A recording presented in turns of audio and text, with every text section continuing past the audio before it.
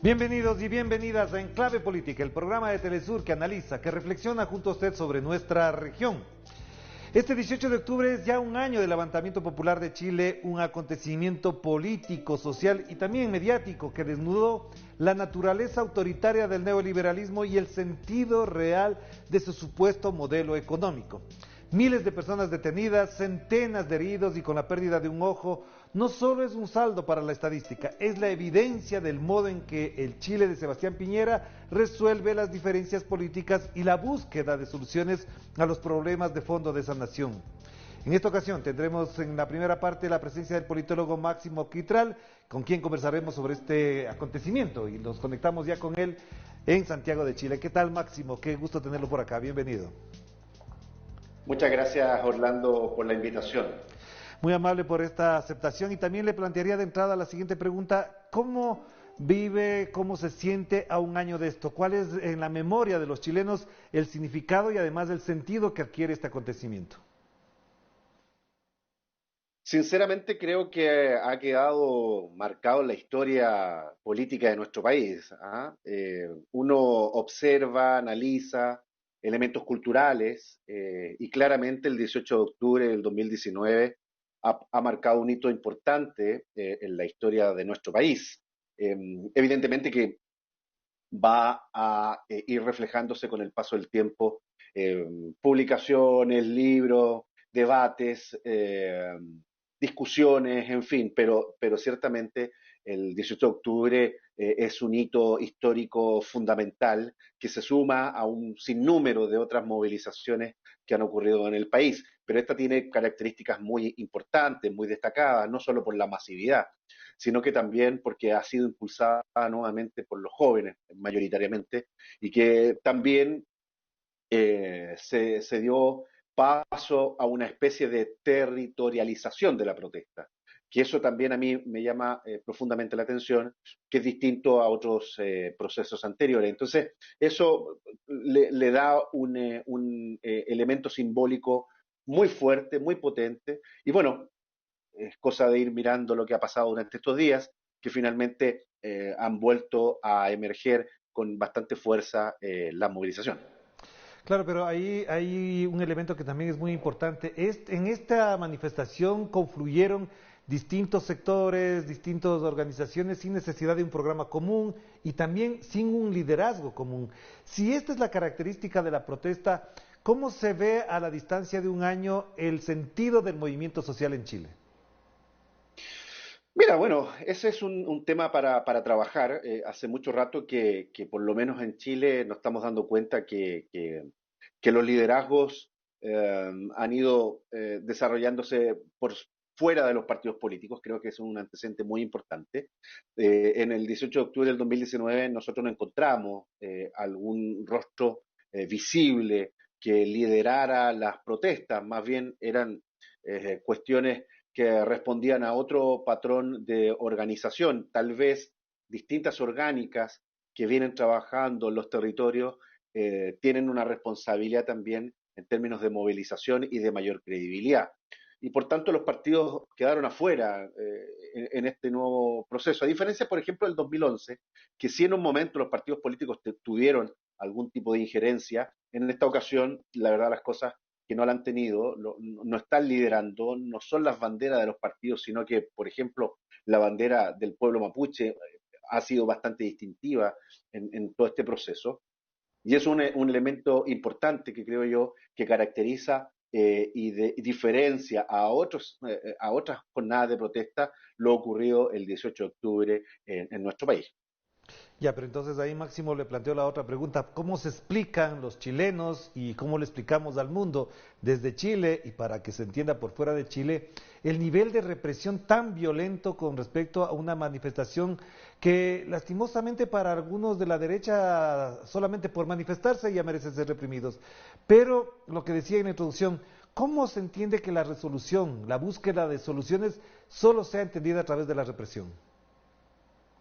Bueno, hay una discusión importante con respecto al actuar de las fuerzas de orden en nuestro país, que tienen un patrón no muy democratizante. que están todavía con una lógica del enemigo social y que está muy enquistado dentro de la propia institución y que ha generado algún tipo de propuesta que apunta a reformular a una reestructuración potente al interior de Carabineros, que es la fuerza que debe velar por el orden y que ha cometido actos de violación de los derechos humanos. Y por tanto, el gobierno finalmente lo que hace es permitir este tipo de actuar represivo que no se condice con los nuevos tiempos. Entonces, ese actuar ha generado que hoy en día nuestro país esté en la mira en relación a las graves violaciones de los derechos humanos, que el presidente tenga que salir a dar explicaciones con respecto a algunos informes que detallan punto por punto que efectivamente en Chile a partir del estallido se cometieron violaciones a los derechos humanos y es el mecanismo que ha tenido el gobierno para contener el actuar del movimiento social. Es decir, que como no hay una política permanente que busque darle solución a las problemáticas sociales que por mucho rato han quedado postergadas en nuestro país, al no existir una voluntad del gobierno y de todos los gobiernos en general por darle solución, buscan el mecanismo de la represión y el autoritarismo la manera de contener las movilizaciones sociales, lo que a mi modo de ver para estos nuevos tiempos es una contradicción absoluta, absoluta. Claro, ahora yo le plantearía la siguiente pregunta para mirar en perspectiva lo que ocurrió, es decir, si no hubiese ocurrido esta movilización y no habría habido algo que no me gusta la palabra, pero no le encuentro otra, la valentía de enfrentar a la represión, no se habría producido la convocatoria al referéndum aprobatorio para el 25 de octubre. Si es así, y además, lastimosamente, con la pandemia se puso una pausa a eso, si eso es así, entonces a Sebastián Piñera no le quedaban otras alternativas.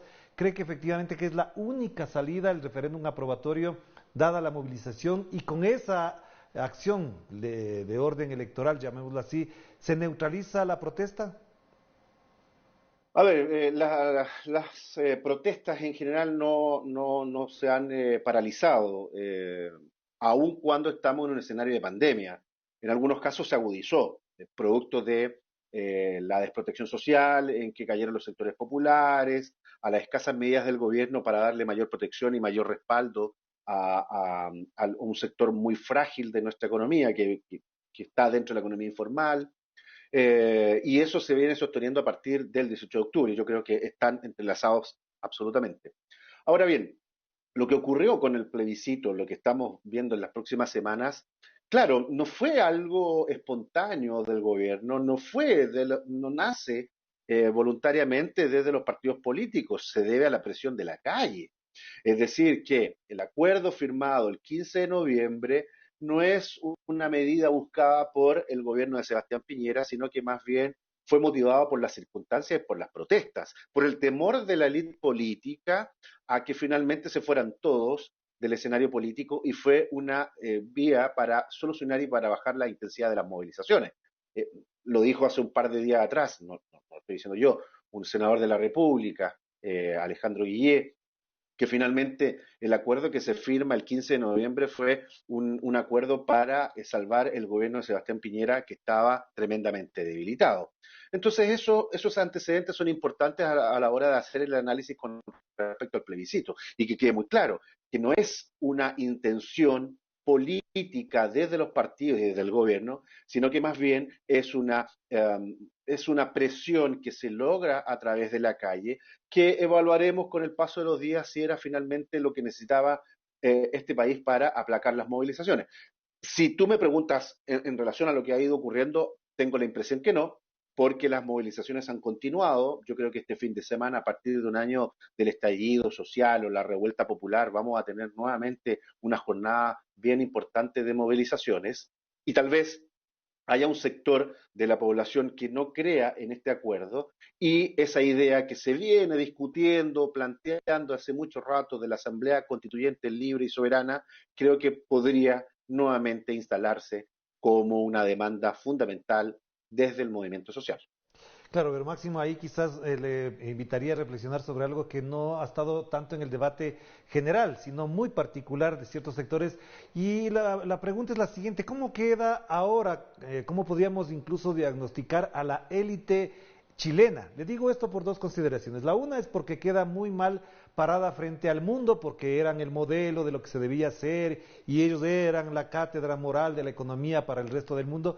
Pero por otro lado también veo que, no sé si son fracturas, pero sectores que dicen vamos al referéndum porque nosotros no podemos perder la hegemonía y en el referéndum haremos e impondremos lo que nosotros queremos. Sí, bueno, la élite en términos generales, ajá, no solo la élite empresarial, sino que la élite política, yo creo que estaba muy complicada con lo que estaba ocurriendo el año pasado, desde octubre en adelante. Entonces, este acuerdo del 15 de noviembre le da un respiro a la élite, que tiene que demostrar finalmente que sí está dispuesta a avanzar en mayor protección social y brindar derechos sociales que hoy en la Constitución no están consagrados, ¿ah? Aunque se diga lo contrario. Y que claro, también al sentido que este oasis, este modelo al cual siempre se aludía Chile, sufrió fracturas y está en una situación de descomposición permanente. Entonces, buscan una salida política, pero el asunto es si están tan comprometidos con resolver las problemáticas sociales. Da la sensación que no hay mucha voluntad porque los sectores populares nuevamente están quedando excluidos de la toma de decisión final. Entonces, el mundo entero está mirando cuál va a ser el actuar de los partidos y de los empresarios para tratar de equilibrar un poco la cancha, que es bastante desigual en nuestro país. Entonces, siento a lo menos que esa presión internacional puede contribuir a que haya un grupo convencido, que finalmente tenga el convencimiento de que hay que avanzar en esa materia. Pero también creo que en la medida que la sociedad civil pierda el control de la calle, esta situación de estrechar la brecha social se puede tornar un poco cuesta arriba. Claro que sí, le agradezco muchísimo, Maxi, muy amable por atender esta invitación para reflexionar de un hecho tan importante, de un acontecimiento que obviamente marcó la historia o partió la historia en dos en Chile. Así es. Un abrazo a la distancia, cuídense mucho. Muchas gracias, Orlando, igualmente. Gracias a Máximo Quitral. Vamos a hacer una pausa y enseguida volveremos con la periodista Paola Dragni, también desde Santiago de Chile, para que con ella reflexionemos sobre la perspectiva histórica de este acontecimiento de hace un año en Chile, pero sobre todo poner un poquito de énfasis en el sentido que adquirió esta protesta en el campo simbólico de los medios, en el campo simbólico de la protesta y también en el campo simbólico de los políticos chilenos. Vamos a hacer una pausa y volvemos enseguida con Paola Dragni desde Santiago.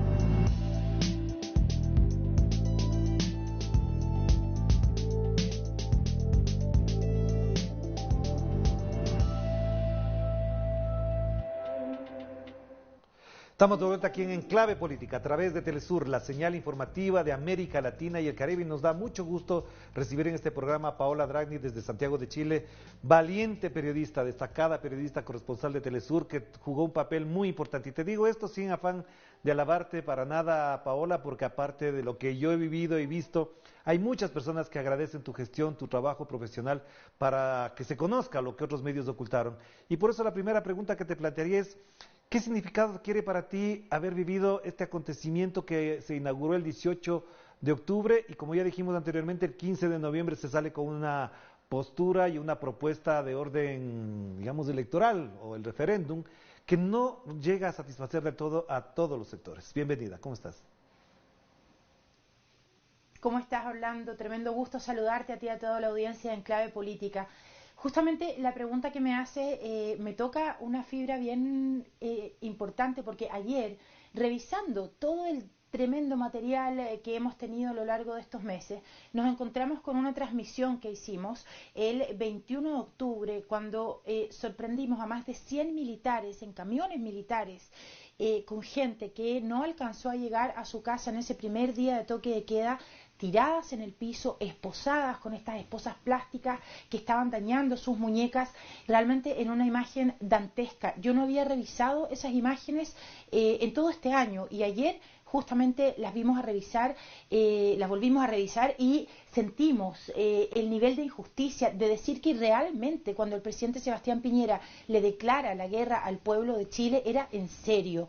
Son imágenes que un año después realmente muestran la magnitud de escenas que dantescas. Ahí habían menores de edad, niños, madres que habían salido con sus hijos para tratar de llegar rápido a la casa en este anuncio del toque de queda, enfermeros y médicos de un hospital que está ahí en la comuna de Providencia, todos en el piso tratados como delincuentes. Escenas además, Orlando, que vimos durante la dictadura de Augusto Pinochet, y que además mucha de esa gente que era detenida simplemente no apareció. Entonces se abre esa herida y yo no sé realmente si se cerró. Hoy el Instituto Nacional de Derechos Humanos hizo un balance a un año del estallido social y las cifras son abrumadoras. Más de 2.300 querellas puestas solamente por este órgano del Estado en contra de los funcionarios policiales por violaciones a los derechos humanos. Claro, pero entonces, Paola, yo te plantearía la siguiente reflexión. Si todo eso ocurrió, si todo eso se vivió, para muchos chilenos eso no era tan sorprendente, pero en cambio por fuera de Chile sí se veía como algo raro. ¿Cómo es que en Chile el modelo neoliberal por excelencia, donde la riqueza se reparte y está en una nación próspera, se puede reprimir de esa manera? Pero por otro lado, ¿cómo es que se les ocurre a estos chilenos levantarse contra este gobierno tan amable, tan generoso con los chilenos como es el de Sebastián Piñera? ¿Cómo se entiende esta paradoja de que adentro había una efervescencia quizás reprimida y hacia afuera parecería que Chile no tenía por qué ponerse en ese nivel de confrontación social? Bueno, Orlando, mira, uno podría explicarlo claramente desde la construcción simbólica de la comunicación. Tú bien lo decías, ¿no? La construcción simbólica de absolutamente todos los aspectos que han ido construyendo este modelo y este supuesto ejemplo del Chile perfecto hacia afuera.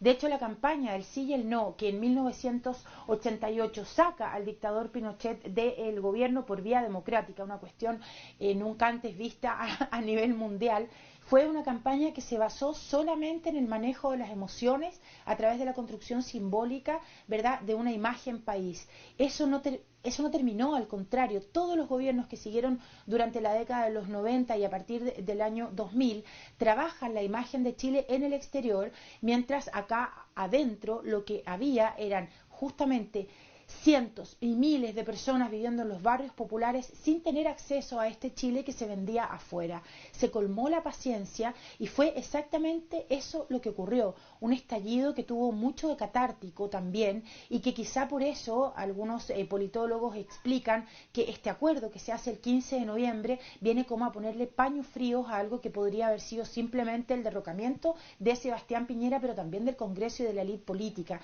Entonces, la pregunta que muchos periodistas nos hacían desde fuera era, pero ¿cómo es posible que en Chile esté pasando esto?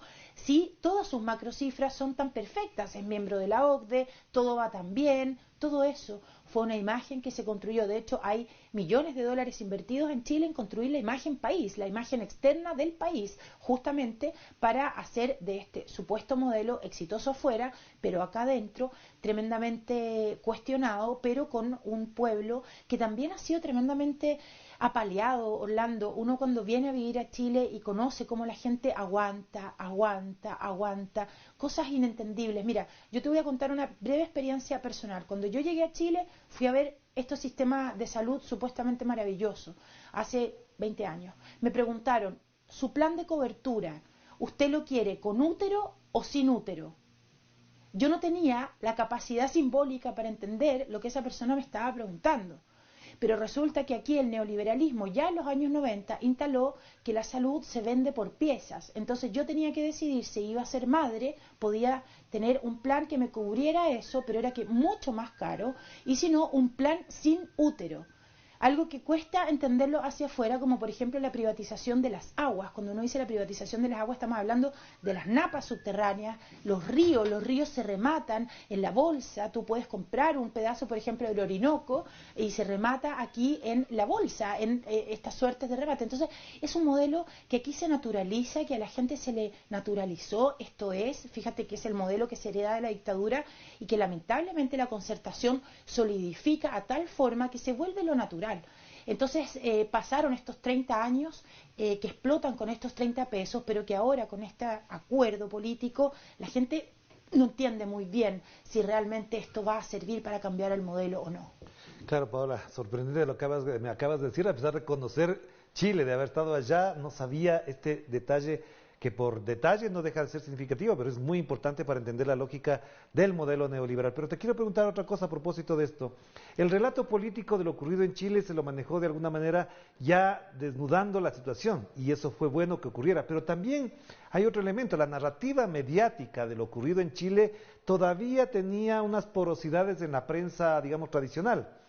¿Tú crees que efectivamente esta situación, este acontecimiento desde el 18 de octubre a la presente fecha modificó, resignificó, le replanteó o al menos se cuestionaron hacia adentro los medios tradicionales y ahora cuentan de otra manera la realidad o no? Fíjate, Orlando, hace 6 meses yo te hubiera dicho que sí, porque eso era lo que yo pensaba y lo que yo veía en mis colegas aquí hace 6 meses. De hecho, las 2 primeras semanas después del estallido, la prensa tradicional no hablaba ni de los estallidos oculares de las víctimas que estaban perdiendo la visión producto de la acción policial. Fueron los medios alternativos y los medios extranjeros los que de una manera u otra corrimos esta reja informativa para que los medios tradicionales acá, oficiales, empezaran a dar cuenta de lo que estaba sucediendo. Sin embargo, con el pasar de las semanas, con la normalización a partir de este acuerdo, los medios de comunicación fueron atrincados. Hubo una reunión en el Palacio de la Moneda con los directores de los medios oficialistas y de los medios grandes empresariales para hacer un llamado a alinearse para que el país no se desbordara. Todo esto amparado bajo esta idea del bien común, de que si los medios se hacen cómplices del malestar, la gente se va a desbordar y va a ser incontrolable. Los medios rápidamente se volvieron a alinear en su línea editorial cerca del modelo, y ayer vimos un ejemplo clarísimo aquí de que los medios parece que no entendieron nada. Se hizo un allanamiento en la población lodermida, una población muy combativa durante la dictadura y durante toda la democracia. En el estallido social hicimos muchos despachos desde ahí mostrando la brutal represión de Carabineros. Se detiene a 10 dirigentes ayer, a la par de que se conoce la información de que uno de los supuestos dirigentes o participantes de los ataques a Carabineros de Chile y que organizaba ataques a la comisaría de la comuna de Peñalolén era un carabinero infiltrado. Esta información se conoce anoche. En este momento se están formalizando a estos dirigentes de la población, pero ningún medio oficial ayer habló de que dentro de estos grupos de ataque que se entienden popularmente como de defensa a la agresión de Carabineros, pues había un carabinero infiltrado hace 6 meses después del estallido, haciéndose pasar por un poblador, y era uno de los más activos a la hora de atacar la comisaría, de organizar las barricadas, es decir, incitando a este delito que hoy día permite que estén formalizados 10 de estos pobladores de Lodermida. Y ningún medio de comunicación dio cuenta de esto, Orlando. Así es que la verdad es que fue como un verano de San Juan, que es un término que se ocupa acá cuando en el invierno más crudo sale el sol 3 días a eso del 20 de junio y todos hablan de ese veranito de San Juan. Esto con los medios de comunicación la verdad es que fue un veranito de San Juan, pero hoy en día los pobladores, las demandas sociales no tienen ninguna voz en los medios. Te tengo una última pregunta y quisiera además que sobre esa pregunta reflexionemos algo desde tu perspectiva, desde tu experiencia muy personal. A mí y a muchas personas, como lo decía hace un momento Máximo, también nos sorprendió muchísimo que en todas estas manifestaciones la bandera que se enarbolaba ahí no era la bandera solamente de Chile, era la bandera de los mapuches. Esto en Santiago de Chile, es decir, en la zona urbana, blanco-mestiza, capitalista, esa emergencia de esa bandera de los mapuches, ¿qué significado histórico tiene para ti? ¿Cómo lo vives, cómo lo reflexionas y cómo lo ves en perspectiva? Mira cómo se me eriza la piel cuando me haces esa pregunta, porque uno de los carteles más hermosos que vimos, y ahí dijimos se entendió todo, era un lienzo muy grande que decía: perdonen, pueblo mapuche, hoy día sabemos quiénes son los verdaderos terroristas.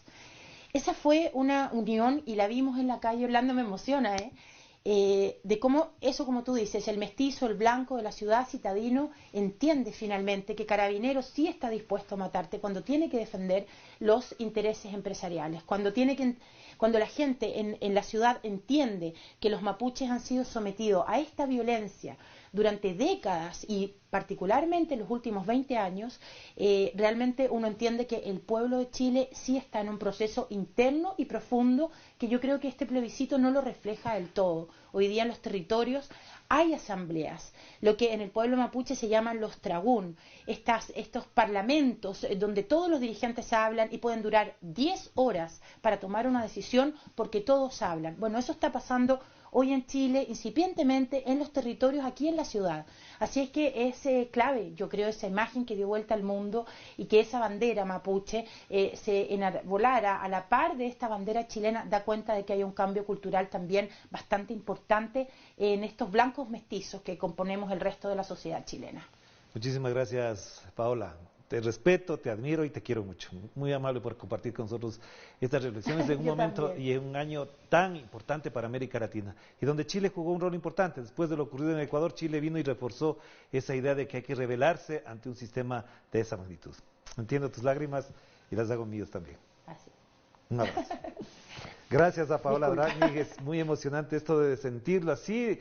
Evidentemente nuestro trabajo también conlleva este tipo de sensaciones y nos dota de una sensibilidad que en otras circunstancias no la tendríamos. Pero ahora, tanto lo ocurrido en Chile hace un año, este 18 de octubre es un año de aquello, tenemos claro qué rol debemos jugar los medios de comunicación. Y Telesur en eso, mis respetos por ser parte de ello y también porque de una u otra manera parte de lo que se vivió ahí solamente fue posible gracias a que Telesur estuvo en primera plana con Paola Dragni, con nuestros técnicos, camarógrafos de Telesur en Santiago. Y eso nos enorgullece. Aquí estamos, para eso, para servir y para luchar por esta gran patria grande. Nos despedimos.